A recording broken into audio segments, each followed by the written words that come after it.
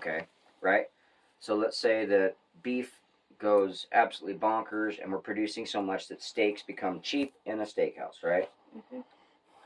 And when inflation, or when the bottom drops out because there's a lack of meat, demand, because the farmers quit growing that beef, the demand for that beef skyrocket. Yes, the demand for it skyrockets because there's less of it available, and now the steakhouses are going to charge double or triple for that same steak because the demand for it is that high. So, if I'm getting this correct, so they're going to drop in sales, but they're going to go up in price. Exactly. That is supply and demand economics. I was thinking, like, if the cost of the meat dropped and it was on high demand because farmers were still producing it, but I was just entirely didn't understand some of it. I was thinking if it got cheaper per pound, then that would mean it got cheaper in the steakhouses and there was more of it to go around. Not necessarily. Yeah. That's all right. So with our economic system the way it is, you've got the producer. So that's the hay farmer, the onion grower, the cattle rancher, the potato farmer. You got your whole agriculture industry, right? Then the consumer. The consumer is the last person, right? At Walmart or Southside or any place like that, right? So market value for the farmer is dictated by the middleman. In this case, it would be like the canning factories that packages the frozen teas, that cans the carrots, that anywhere that accepts these commodities, they are what's dictating the price. Them and their cohorts, so the middleman is what's dictating the price of where it goes, right? Mm-hmm. And they're the ones that are making the money because they're not sharing it down to the farmer. So the farmers, the agriculture guys, have to produce more. Right now, with our current agriculture system in the Midwest alone, we produce enough commodities in the Midwest, corn and grain, right now, that we literally can feed the entire world. But in order for these farms to survive, they have to push out massive amounts of acres. Guess what? That means their equipment's getting bigger, and that means their prices are their purchase for that equipment is going through the roof. And then their prices are going through the roof. So if you have $1 million combine, which that's a very real number, 10,000 acres just to make your payment for that combine. Well, so is the market cornered then? Well, you got to realize, I've never worked inside of that part of the industry. I've never been a retailer. I've never worked in a grocery store, and I've never worked in a packing plant. The closest I've ever worked to being involved in the middleman aspect is when I worked in a feedlot, where we finished them out and they got put on a truck. And that's as close as I ever got to the packing industry. And I hated the feedlot because it was the most depressing place on earth. But that has no bearing on this. But really, it's the people who process these commodities that are controlling the market because of whatever reasons, because they accumulate these resources, then they process these resources, package these resources, and distribute these resources. Right? So the government can say they need to, adjust their prices, whatever, but at the end of the day, it's the greed inside of the middle that dictates the prices going to the producers and the prices that are being seen in the grocery store. Okay. So when you see a steak that the farmer, that $20 a steak ribeye in the store, the farmer might only be getting paid $1 or $2 for that same ribeye. Because he has to produce so many. Yes, and the rest of the profit after after packaging, distribution, and all that stuff in the middle, that happens in the middle, that money doesn't go out towards the store. That money doesn't go out towards to the farmers. Essentially, it stays in the middle. Wait, it doesn't go to the government, or is the government the middle? Well, the government gets their money through taxes, Yes. essentially, and penalties and other crap. What? So, mistaken, then, or if I'm thinking correctly, like all those big brand steakhouses, wouldn't they be part of the consumers, or would they be just? Yes. Would it be a 4-step process or just a 3-step process? Okay, so let's say that you're Ashton Steakhouse, and you have a steakhouse in every capital city of the United States, right? So that's 50 steakhouses, all right? And when you purchase your steaks from, let's say, Simplot, because they're the meat packer, right? We're using names that... From Idaho. We're using examples that are relatable. So you buy your steaks wholesale because you're putting a bulk order in, right? You're not an individual consumer. You're a commercial consumer because you're distributing those across many platforms, 50 to be exact, right? So you're going to have to so you purchase those steaks at, I don't know, $2 a piece, right? To retrieve your money back out of that steak so that you can make your purchase order. Then you have to pay the people who are, the shipping is included in that $2 a steak, right? Because you bought 500,000 steaks, right? So you put in a bulk order at $2 a steak for 500,000 steaks. You've spent $1 million on just a group of steaks. On an order of steaks, right?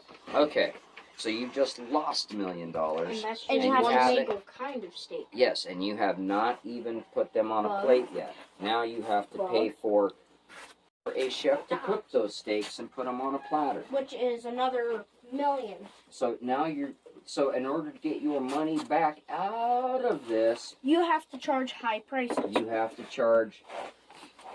to mark up your prices so that you're making any money as the owner of these. So now your $2 steak. If I sold my $2 steak for $20, so after all the packing and shipping and all the storage and cooking, that would equal about $20. So by the time it gets run through if it's a 20-ounce steak, it will be roughly $20. Yes. You're paying, by the time you go to the restaurant and buy that steak, it's $20 on the plate. And if it's a more expensive cut, it would be $30. I want to say that the packers have to consider paying their employees and their clean regulations and which is understandable, but they are still. So as it stands right now, we're not supposed to have a monopoly system on any one thing in our free economy, or because this is a capitalist society. You can't have one family that controls, like right now, one of the big deals is there's only four meat packing companies in the United States. That's not individual plants. 4 plants could not keep up. But that's 4 companies that owns those plants, right? So the trillions of dollars that are being spent to produce, make, sell, distribute, all that, right? That $1 trillion market that the middleman is working in, there's only 4 meatpacking plants, essentially, right? So they're raking in the highest percentage of the money because they're in the middle, they're doing all the hard work past the farmer, right? They're making sure it is up to standards. They're making sure it gets distributed. They're making sure it's stored correctly. They're making sure it's packaged correctly. So they have their costs. They're paying people to work, and a living wage is not cheap. So they have to ramp their prices up. But in order for their company to stay competitive, they have to charge a certain amount of money and what have you. I didn't say it was fair, just or right. It's just how it works. So it's a very complex system, and I barely scratched the surface, and I've probably screwed something up along the way. So, if we were still before the Hawaii and Alaska, because this just makes most sense. Now, if each packaging plant had one plant in every single state, Tug out. four plants into 40. Glens Ferry is a prime example. So let's put current day Glens Ferry in a 1940 context. Okay, we grow beef, we raise hay, We raise And all we of our have- own crops. we raise our own crops, and we rotate through our fields. Okay, one year we might grow hay, or we might grow hay on one set of fields for X amount of years because that's a rotation, and then the other fields might get rotated through corn, potatoes, sugar beets, right? Onions. Now, our local market, because this is 1940s America, that means that the local dairy farm, like Betrell's, he was a dairy. Or He got out of the dairy market because he was losing money, right? But let's just say, for this sake of argument, he still produces a dairy product, right? So his milk, which is locally raised and produced, is going to Southside and being distributed on milk trucks the old-fashioned way. Yeah. Right? And now keep in mind, we have not stepped into World War II yet. We're pre-World War II. Okay? So we're producing our beef and we're selling it in a local market. So that means we're taking our beef to Brock at Southside to be cut. Okay? Brock is the middleman because he's the cutter. He's the store, he's the cutter. So his prices, because it's a local economy, are going to be fair for our production costs because it's not getting sent willy-nilly. It's a smaller getting sent to the store and to the people. It's a smaller economic market, right? The supply and demand is balanced out. And now what happens when World War II hits? Now World War II hits, right? All the farm boys that were producing this stuff are having to go fight. They're going. And because all of our men are overseas, you know, the sailors, the truck drivers, the factory workers, the soldiers, the airmen, the sailors, the Marines, the nurses, the doctors, the mechanics, all this stuff that makes this war effort work. It's not all right. relied on the people at the home front. Because it's World War II, Paul has to send his children, which in Paul's case, he had two daughters. Has two daughters, right? So his daughters, maybe one of them stayed on the farm and the other one went to work in a factory building guns. Or tanks. Or tanks or whatever, right? Trucks. So now he's down part of his manpower, but he had 10 guys that worked, you know, for him on the farm, and he lost 6 of them. So he's lost 7 of 11 people helping him on the farm. So now he has to look at getting bigger equipment or better equipment, right? So that he can continue to produce. And all these people that he lost are in the war effort, right? Well, Brock lost 4 of his meat cutters. So 4 of his butchers are now overseas doing different things, right? Okay, so what happens is the beef that we produce, we can no longer sell it to Southside Market. It has to go to a bigger packing plant. Or it has to go towards the war effort. It is going towards the war effort. So it has to go. So everything is being pulled into a central location, right?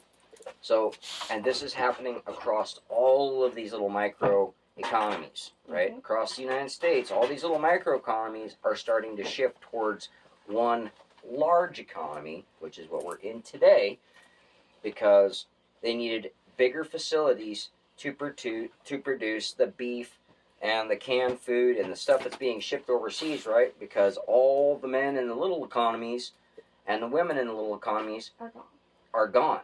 The women that were typically working in the house, raising kids, taking care of the home, they're now raising the kids, taking care of the home, and in factories to produce support the war effort, Yeah. right? And that means the meat packing plants, the big ones that were established in, say, I don't know, Oklahoma, because they were already equipped to handle 10,000 cows a day, they're now growing to handle 20,000, 30,000 cows a day that they're processing, right? So all these guys, all these people are in there producing massive amounts of product to be shipped overseas and distributed back out amongst the civilians, but rationed, highly rationed, right? So everything is geared towards getting it across overseas. Well, what happens is the government is paying for these meat packers and these frozen food packers, these big industries, to produce more in a centralized area, right? So they're growing. They're growing. Well, after the war, they didn't stop growing. There was the guys coming back from the war, they didn't want to be farmers again. They wanted to work.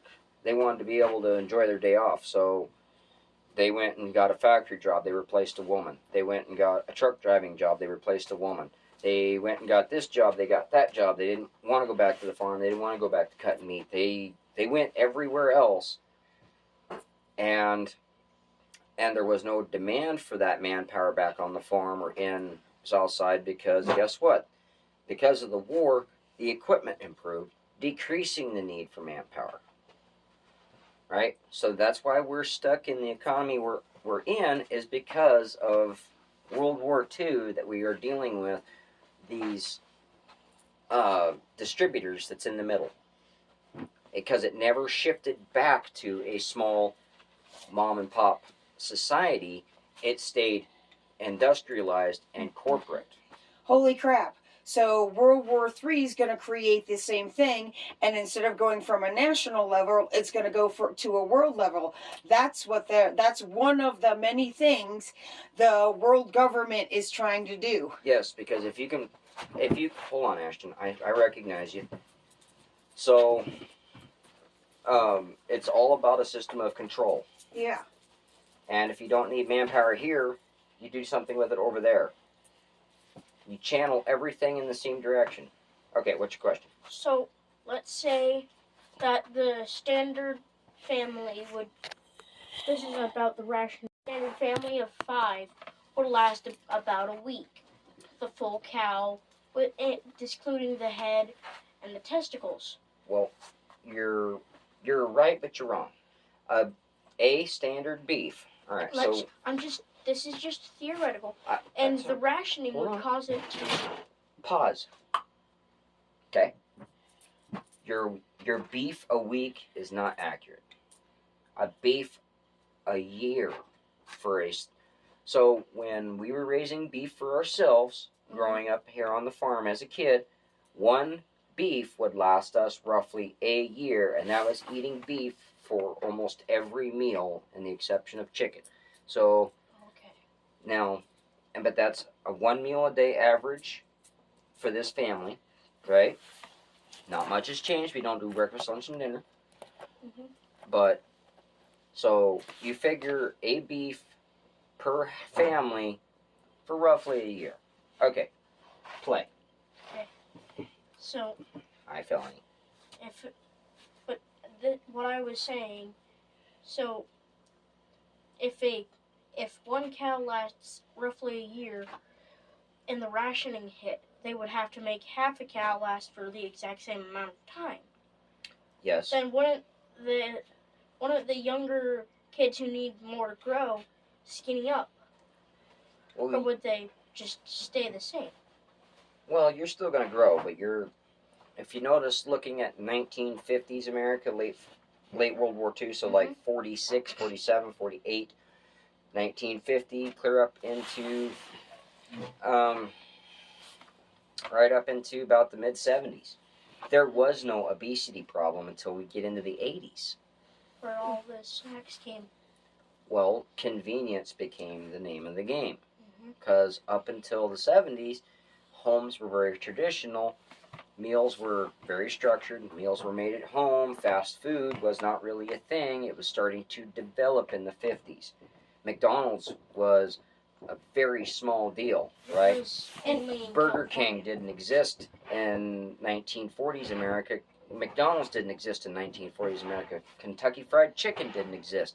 All of these fast food chains that are convenient did not exist. So foods were made at home. They were hurting. There was restaurants, and guess what? Because restaurants were mom and pop, chains didn't really exist past about three restaurants. So everything was basically home cooked. Preservatives and a lot of the crap that we're consuming nowadays didn't exist. Mm. All right, and what that did is that kept people healthy because we weren't eating a ton of processed, man-made crap and seed oils. Like some oils are safe to eat, but vegetable oil, like the veggie oil that we use for frying stuff, that's been related to cancers. It's been related to diabetes. It's been related to high cholesterol. It's been related to a lot of health issues that people suffer with. So people are unhealthy because of a situation that we created called convenience. Dad. Go ahead. So, Pause. even in the 50s, McDonald's was still not like super unhealthy. Like it was unhealthy, but not like how it is It now. It was Because- wrong. well- McDonald's in the 50s was still considered healthy because they were using the same technology As that the, the same restaurant that was owned by mom and dad down the street, they were using the same technology. yeah, The meat was fresh because guess what? Deep freezers, the way we know deep freezers and cold storage, they didn't exist. it didn't exist. So And- the meat was actually fresh. Yes, The and potatoes were fresh. yes, and that's what I'm trying to say. But they didn't have vegetable oil like they do now. They had For olive oil. to fry, and they had butter. olive oil, like peanut oil, sunflower Yes. seed oil. They had a bunch of different oils that wouldn't kill you slowly, and the meat was still fresh. The pickles were fresh. All the toppings were fresh because they didn't have all that corporate And stuff. a lot of the time, the products, like let's say 1950s McDonald's, Mhm. whenever McDonald's actually started, I don't know It the exact started date. in the late 40s. Either way, Yeah. a lot of their stuff, like their buns, their beef, their potatoes, almost everything was locally sourced in that area. Mhm. It was still part of a bigger picture, But it was still fairly locally sourced because we didn't have refrigerator trucks going up and down the freeway. Like Uncle Joe, Mhm. he refuses to pull them, but he has the option of pulling reefer trailers, right? A reefer trailer, as long as it has fuel to keep the refrigerator running, can essentially store whatever's in there indefinitely frozen. Keep it frozen indefinitely as long as that engine is running to keep the refrigerator going. So what that means is something that had to be put on a truck in 1950 had to get to its destination to a refrigerator, to the next refrigerator, right? It had to be there in 48 hours. Let's just say 48 hours before it spoils, right? Let's just say it's beef. Mhm. So it has to be able to go from where it's processed to where it needs to be in 2 days or less. Mhm. Now, that same load, Well, you can have it. so in let's the truck. say a trucker in 1950, 48 hours, he could make 200 miles. Mhm. Let's say he could make 300 miles with that load because he had to stop, speed limits were down, fuel, he had to stop for fuel, crap like that. So let's say he could make 300 miles in that. So that's his range. So from the packing plant to this where he's distributing it, let's say from 200 miles is Well- Idaho Falls, well, right? So from Idaho Falls to Glens Ferry is all the further that truck can travel in 48 hours. Now, it can leave Idaho Falls with the same load of beef, and it can drive all the way to Florida. Well, if let's say it started in Alaska, it could probably go from Alaska to about, I want to say Texas, without spoiling. Am I close to correct? Yeah, if you wanted to haul something from here, let's say you were king crab fishing in Alaska, Mhm. right? And the only way to get king crab down here in the 40s or 50s, we'll just use the 50s because we're post-war now, had to be packed in ice, right, to keep Packed it in fresh. A block of, and chunks of ice. Yes, it had to be stored in ice and shipped that way, literally shipped to a port in Seattle, right? And then Or it Washington. would have to go by truck to Idaho Yes, into a large grocery store. And I can. it has to be maintained at a freezing temperature, and it's only got X amount of miles. So somebody that wanted king crab In Idaho in Idaho could get it, but it's going to cost a lot because of shipping it. and all that extra stuff. Now in Montana, the only way somebody in Montana or Wyoming or Colorado or Oklahoma is going to get that same king crab is if they pay to put it on an airplane and have it flown there. Yeah. Because the trucks aren't fast enough, they aren't efficient enough, and things are going to spoil before it gets there on a truck. So, And now what if they wanted premium beef from, let's say, Midwestern Idaho, where there's really good cows and where's it going? it's all the way in California. Then or Like now? then in Sacramento, California, going to some big bougie party. So to get your now here's where a chain of logistics becomes important. All right, so we perfected logistics in World War II. Mhm. Okay, we were able to transport from the United States men fighting in Okinawa were getting birthday cake from home still fresh. And they were getting It was ice only in transit for a week. Okay, so you're going all the way around the globe with a parcel in a week. That didn't happen before World War II. Yeah. Now we can get that same parcel 2-day air express. So if you were let's say you were over fighting or let's say you were stationed in Okinawa, right, Japan, and I or Mom wanted to send you fudge or Or a thing of cookies. thing of cookies, right? It can, in theory, if I pay for the shipping, I can have it to you the next day. Not next day, but I can have it to you within 24 hours. 48 hours tops, right? I can get it around the world in that time, Yeah. and it's still fresh. Back in the day, now, back to your question about beef from Idaho to Sacramento, okay? So let's say that's 1,600 miles, right? We already established that a good range on a truck back in the day was 300. You know, and that's the trucker whipping in the spur, okay? So what's going to happen is, so it leaves here, makes 300 miles. It hits a packing house or a refrigerator house, right? Where it's got to be chilled again. And then then gotta keep going. And then it hits another truck.